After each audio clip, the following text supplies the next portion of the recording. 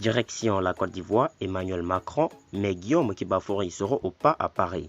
Alors pour plus de détails, après le générique.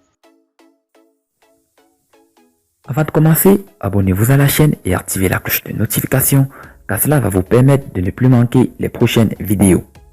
Let's go!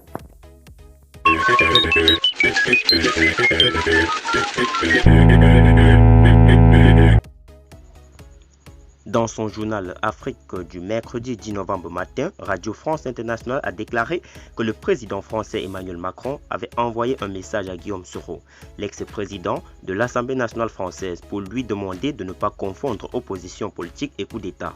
Selon Radio France Internationale, dans un de ses journaux consacrés à l'Afrique ce mercredi 11 novembre, on précise dans l'entourage du président Emmanuel Macron avoir envoyé un message récemment à Guillaume Soro de ne pas confondre opposition politique et coup d'État, a écrit le site Nord-Sud.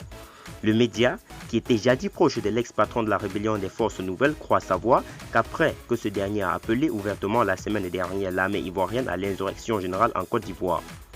Dans une déclaration après la confirmation de la victoire controversée d'Alassane Ouattara à la présidentielle du 31 octobre 2020 et suite au discours de ce dernier annonçant vouloir ouvrir le dialogue avec Henri Konan Bédié, Soro avait lancé un appel autant à la population qu'aux militants. Pour le média désormais favorable au rassemblement des oufoutistes pour la démocratie et la paix, c'est un rappel à l'ordre de l'Élysée à l'ancien chef rebelle ivoirien, comme l'avait souhaité Alassane Ouattara. Je suis révolté. Précisant que le message d'Abidjan transmis au président français et au peuple français par Alassane Ouattara pour Guillaume Soro est donc bien passé.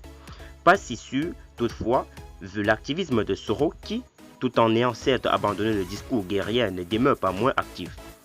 Je suis révolté, a-t-il clamé sur sa page Facebook. Ceux de la communauté internationale qui refusent d'y voir le viol de la Constitution ont tort. Ils ont tort de n'avoir pas eu le courage politique de dire à leur allié Ouattara qu'une république, ça se respecte.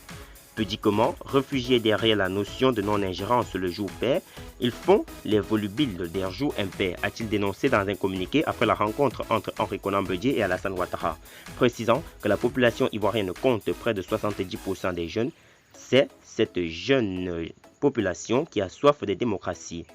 Et c'est elle qui lutte pour la Côte d'Ivoire et que M. Ouattara n'hésite pas à massacrer. Hélas, le décompte macabre continue. Tant que cette vérité ne sera point connue, tout dialogue ne sera que chimérique. Ouvrons donc les yeux.